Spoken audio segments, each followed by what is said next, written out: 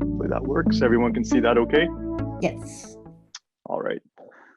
So I'm going to talk a bit about climate change litigation. And as part of that, there's a bit of a discussion about the right to a healthy environment. But I'm going to be focusing first and foremost on sort of the state of play of litigation around the world, and then specifically with respect to Canada.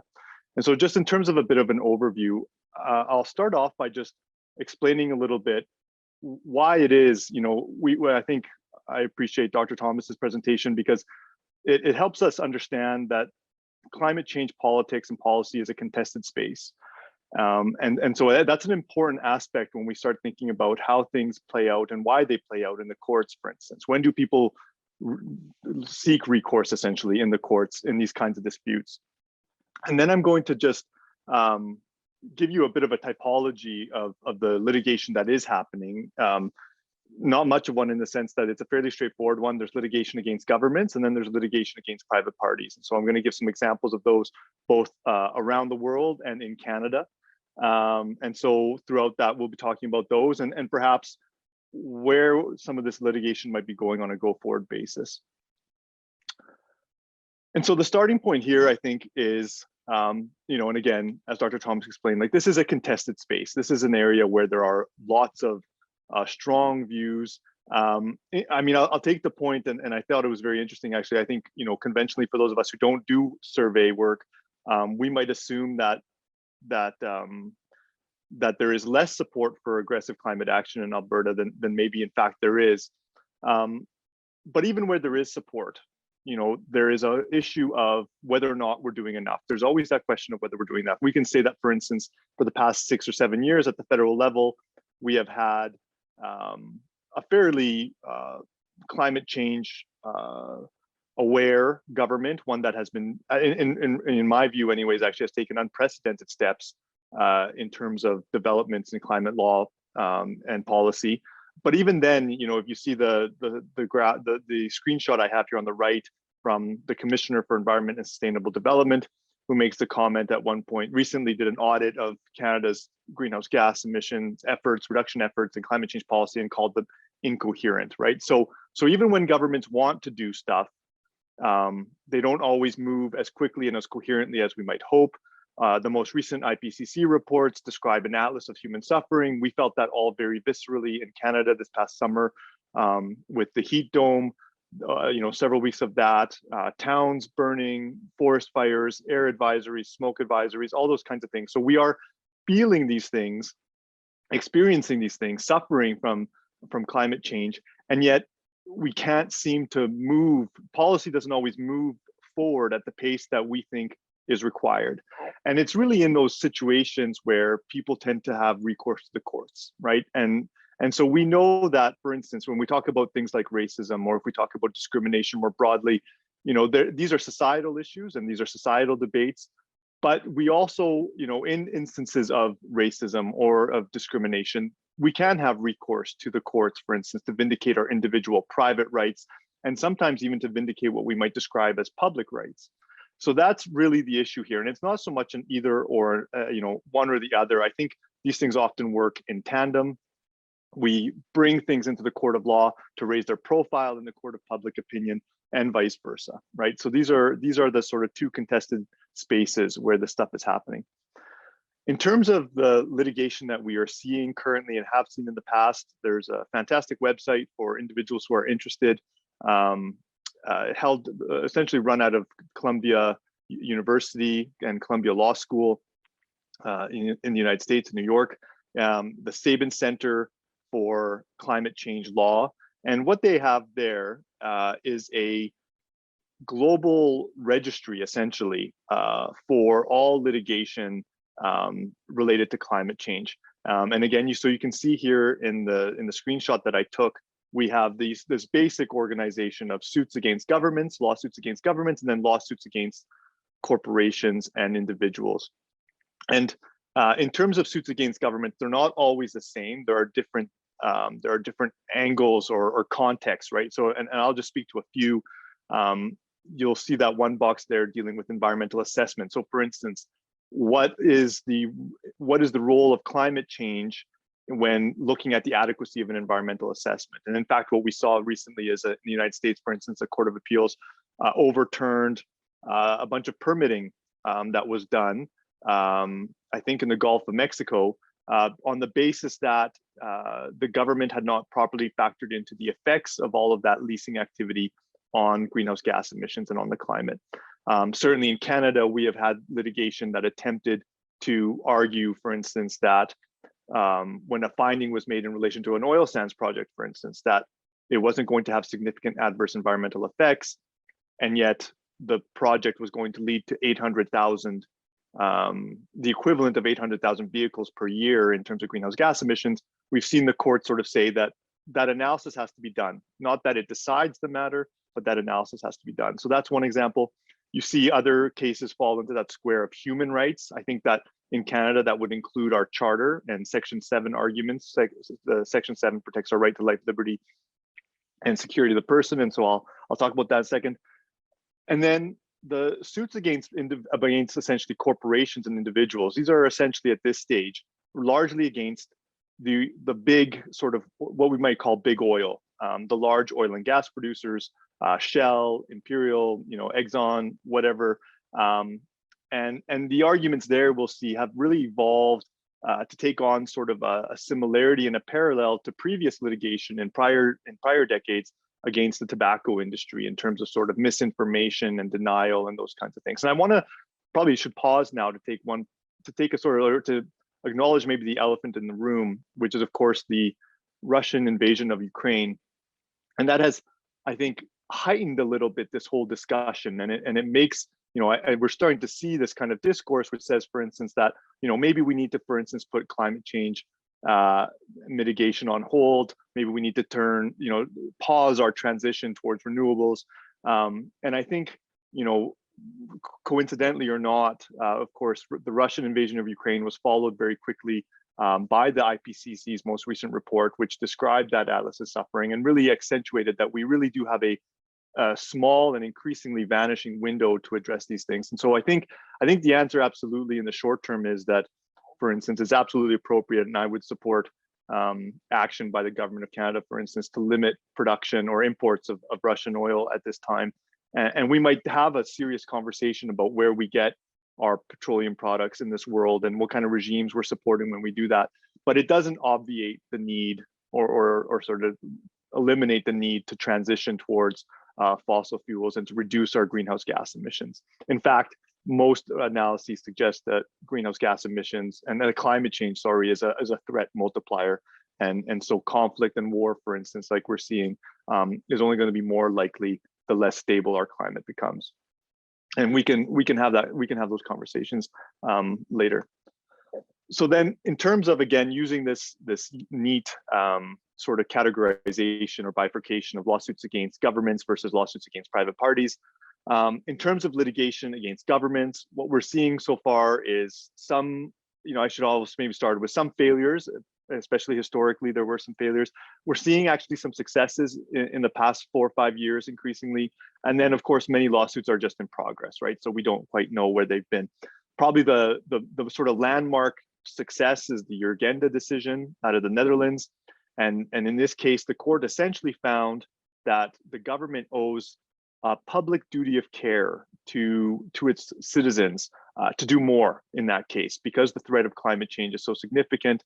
The court essentially relies on some fairly specific civil law sort of principles that do apply to the Netherlands and other European countries, more so than in Canada, to say that there was this obligation to do more. Okay, and so they essentially, even though Europe generally, countries in Europe are probably more advanced in the battle against climate change than we are here in North America, but that not enough had been done. And so that was a precedent-setting decision. Another more recent decision in that vein of environmental assessment is Sharma, and this is out of Australia. And here the federal court in Australia found that the Minister of Environment, before issuing a permit for a coal mine, they declared that he owed a public duty of care to children and to future generations. And so again, this is a very interesting case, and it's making its way through the appeals process. It's not quite private law, not quite statutory law. It wasn't a finding, there were no damages awarded. It was almost like anticipatory sort of finding that the court made, that yes, you have this sort of duty of care that you owe to children, and when you decide, if and when you decide to issue a permit to this coal mine project, you need to take that into account, and we will assess your decision essentially for how you reconcile that public law duty. Here in Canada, in a bit of a twist on litigation against governments, we had the provinces of Alberta, Saskatchewan, and Ontario essentially challenge the federal government's ability to impose a carbon price, a uniform sort of carbon price across the country. And I'll speak to that a bit in a second, in a little more detail. And then we have these two cases, one in BC essentially, and one out of Ontario, where a group of children, essentially again, children, are arguing that in the Laurel's case, Canada, and in the Marthur case, Ontario, are breaching their Section 7 rights to life, liberty, and security of the person because they are failing to take adequate action against climate change. So I wanted to just speak a little bit about those cases that are particularly relevant, and folks are watching them, I think, around the world, and certainly they're on the climate change registry, the case there, the Sabin registry that I described before. So, the issue in reference to the Greenhouse Gas Pollution Pricing Act essentially was whether or not the federal government has the jurisdiction to enact a sort of minimum standards of GHG price stringency in Canada. And of course, this is I don't want, it's not a law audience, and so I don't want to get stuck in the weeds too much. But essentially, you can think of our Constitution in sections 91 and 92 of the Constitution Act 1982. The federal government was put in charge of certain things, and more specifically, Parliament was put in charge of being able to pass certain kinds of laws. And the provinces under Section 92 were allowed to pass certain kinds of laws. And the question was whether or not this law fit within Parliament's jurisdiction, and in particular, a residual jurisdiction at the outset of Section 91. Or did it fall within the province's jurisdiction to regulate greenhouse gases, and which no one disputed that they had. The question was whether or not the federal government also had this kind of ability to say, you need to do something more. And I don't want to, again, we can talk about it more in the question period. What I wanted to accentuate with this graph, which is actually from University of Alberta, Professor Andrew Leach, is that a really driving determination. Ultimately, the Supreme Court decided that the federal government and Parliament does have the jurisdiction to enact this minimum pricing standard. And there's a paragraph where they essentially give voice, they articulate what you see on this graph, which was that notwithstanding efforts by other provinces, BC and Quebec, for instance, which had lowered their emissions, the provinces of Alberta and Saskatchewan in particular had increased their emissions, and the lion's share of those increases were in the oil and gas sector. And so you could see in the court's analysis, it was very troubled by this reality that if in fact Parliament didn't have the jurisdiction to pass this law, then essentially any kind of national effort or the efforts of other provinces would be thwarted. Any decreases that they made in emissions were being offset by the increases in other provinces. And this essentially supported the finding that there needed to be a national standard. The other cases, Marthur and Laurel that I mentioned quickly, those deal with the charter. And so I just wanted to pop up here, take this opportunity because the charter has been very popular, of course, in the last month or so.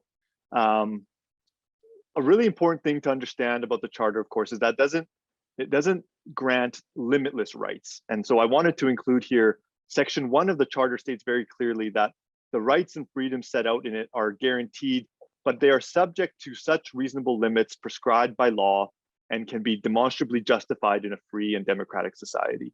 So all rights, freedom of expression, the right to life, liberty, and security of the person, all of these rights are subject to this overriding provision in Section 1, which says essentially that some limitations can be justified if they are reasonably prescribed by law and are demonstrably justified. So the courts have developed over 30 years a test, essentially a framework for testing whether or not limits are justified.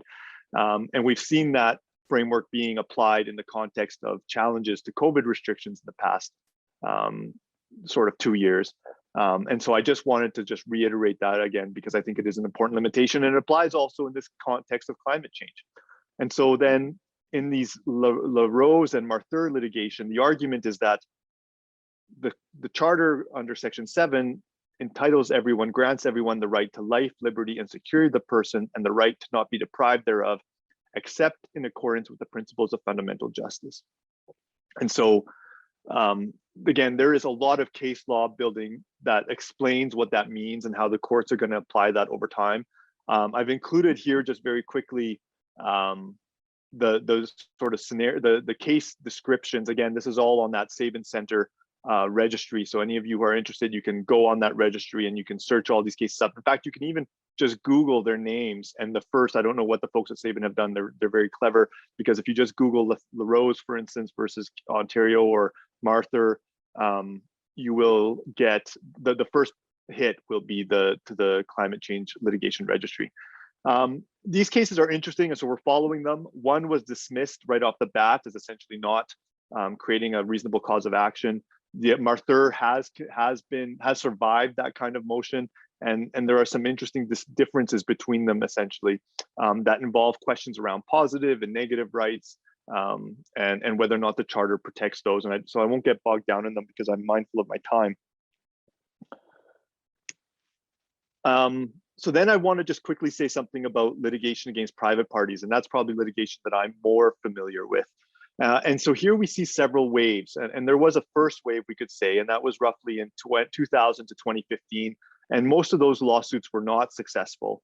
And then more recently, what we saw though was essentially an iteration, a learning from those prior suits, and then a readjustment of strategy. And in some respects, that mirrors exactly what happened in the tobacco context. If you look at the history of tobacco litigation, for most of several decades, for 2 decades, private individuals were unsuccessful in their lawsuits against tobacco industries, companies, for harms associated with tobacco-related disease. But by a third wave, states joined the fray and really changed the dynamic, and ultimately the tobacco companies settled for hundreds of billions of dollars. So we're seeing a similar sort of iteration in the climate change context. The first waves were unsuccessful. Then most recently, there has been a successful case out of the Netherlands, but this time against Royal Dutch Shell, where Shell was ordered to reduce its emissions by 45%. We have many cases pending in the United States right now, and almost all of those involve lawsuits by municipalities, and in particular, not exclusively, but many of them are coastal municipalities, which are facing increasing costs of mitigating climate change, mitigating sea level rise, having to prepare and adapt. And so we are seeing several of those cases make their way through the courts, and there's all kinds of jurisdictional wrangling and procedural wrangling going on.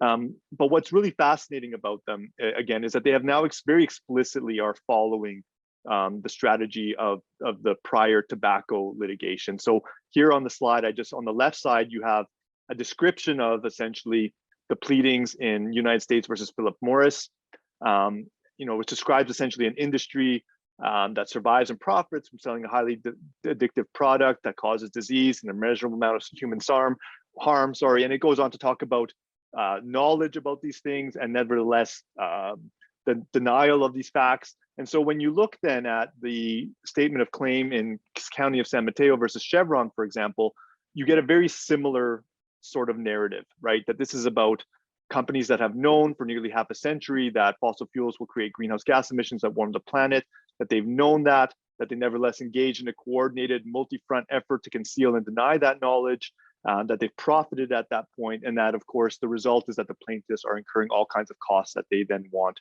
to recover. And so that is litigation that is in its early days, and we'll have to see how that plays out. And something to watch for the future, and maybe relevant for all of us who are trying to buy maybe electric cars or hybrid cars right now when we can't seem to find any anywhere.